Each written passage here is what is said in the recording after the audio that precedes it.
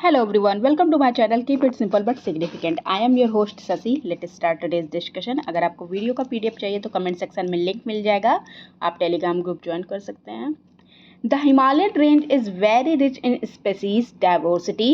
Which one among the following is the most appropriate reason for this phenomenon? तो Himalayan range जो होती है बहुत ही रिच होती है डाइवर्सिटी में. स्पेसीज़ की जो डाइवर्सिटी है बहुत ही रिच है यहाँ पे. तो इस फिनोमिना का रीज़न क्या है कि किस कारण से ऐसा होता है? तो इसका कारण है it is a confluence of different biogeographical zone. Answer is B. Operation Flood refers to. Operation Flood क्या मतलब है इसका? तो इस ऑपरेशन फ्लड जो है रिफ़र करता है वाइट रिवोल्यूशन को. Operation Flood refers to the white revolution और इसको स्टार्ट किया गया था by National Dairy Development Board NDDB इसको शॉर्टकट में कहते हैं. कब? 1970 के दशक में. ओके 1970s में. और वर्गीस कुरियन को वाइट रिवोल्यूशन का फादर भी कहा जाता है. Okay. Littoral forest occur. Littoral forest कहाँ पे होते हैं? तो ये along the sea coast and tidal creeks. Answer is B. Littoral forest occurs along the sea coast and tidal creeks. Littoral forest and swamp forest जो होते हैं are also called the wetland forest. Okay. Riparian forest is found in. तो riparian forest कहाँ पे मिलते हैं? तो ये है along the bank of rivers and other wetlands. Riparian forest is found along the banks of rivers and other wetlands. The riparian zone और riparian area is interface between land and river और stream. Which of the following is characterized by excessive dampness with a thick growth forest and a variety of wildlife? तो इसमें किसका characteristic है ये? Excessive dampness होता है, thick grown forest होता है, वैरायटी ऑफ वाइल्ड लाइफ होती है. तो ये कैरेक्टरिस्टिक्स हैं सी तराई के. Answer is C. It is a marshy tract, okay, and zone of excessive dampness with a thick growth of forest and variety of wildlife.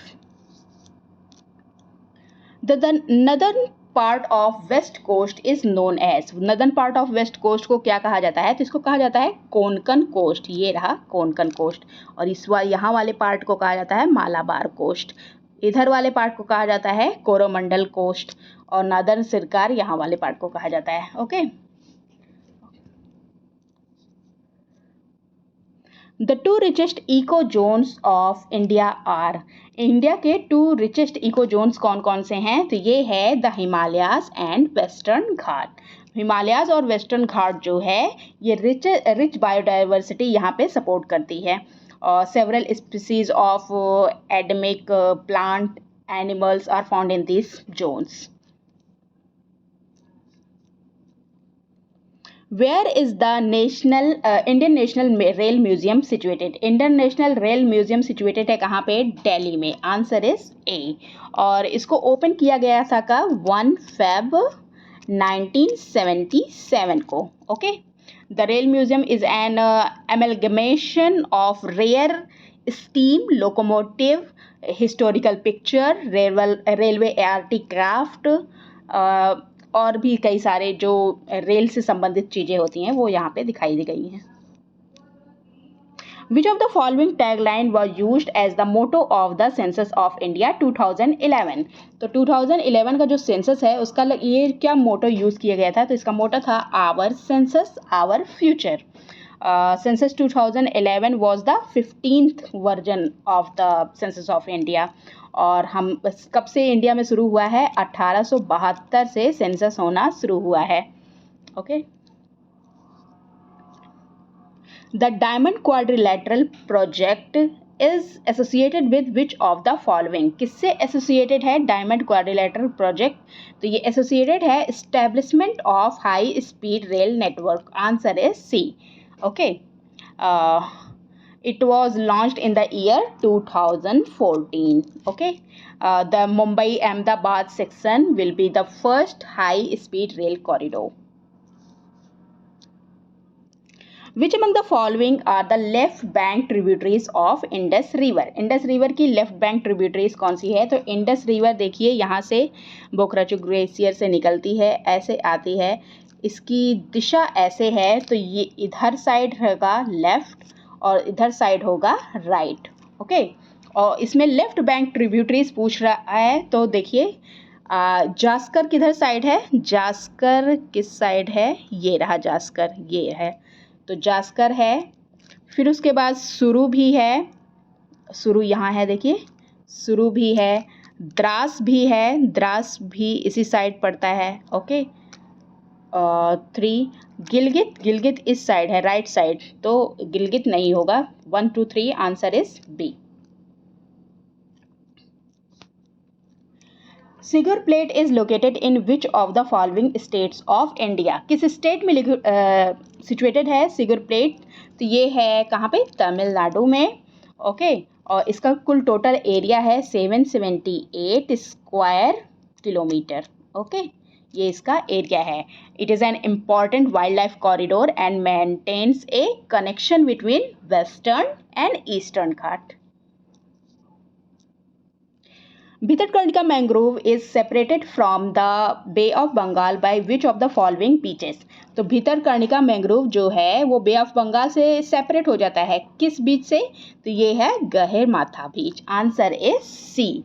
It is the world's most important nesting beach for the olive ridley. Olive ridley जो हैं उनके लिए ये बहुत ही important बीच होता है। Sea turtle है ये। विच among the following is the chief crop of Deccan प्लेटू। Deccan प्लेटू का चीफ क्रॉप कौन सा है? तो ये है cotton.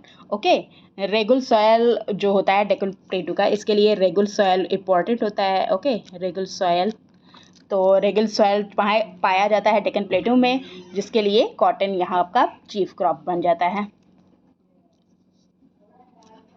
In which of the following country the Kalahari desert is located. Kalahari desert कहाँ पे लोकेटेड है? तो ये यहाँ पे है कालाहारी डेजर्ट, मेनली है ये बोत्सवाना में। Answer is C. The Kalahari desert is a large semi arid sandy savanna in southern Africa. Okay, और कवर करता है सबसे ज़्यादा पार्ट ये बोत्सवाना का कवर करता है, नामीबिया का कुछ पार्ट कवर करता है, और ये साउथ अफ्रीका का भी कुछ पार्ट ये कवर करता है। Which among the following minerals is also called as black gold. किसको कहा जाता है ब्लैक गोल्ड? तो ये है कोल। कोल को, कोयला को कहा जाता है black gold. Coal has been used as a source of energy since very long time. Okay, it form the foundation of the industrial revolution. ये बहुत इंपॉर्टेंट होता है।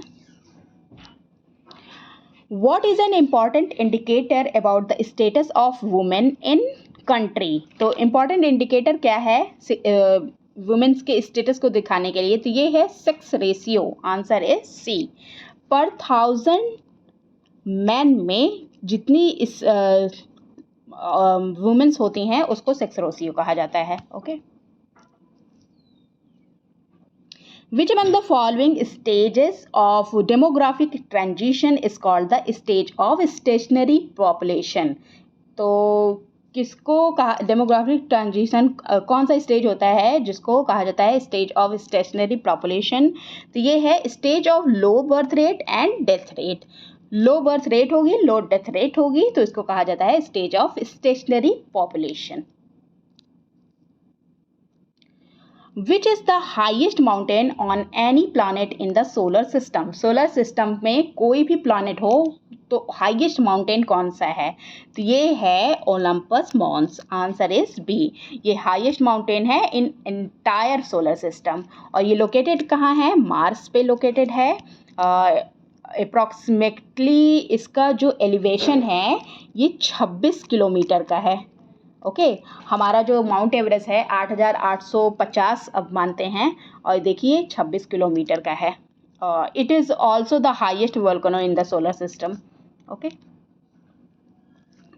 The winds which never change their direction और called. कौन जो wind होती हैं जो कभी भी अपना डायरेक्शन चेंज नहीं करती उनको कहा जाता है planetary winds? Answer is C. Planetary or permanent winds blow from high pressure belt to low pressure belt in the same direction throughout the year. They never change their direction. Okay. That's all for today. If you like my video, please do like, comment, share and subscribe. Thank you.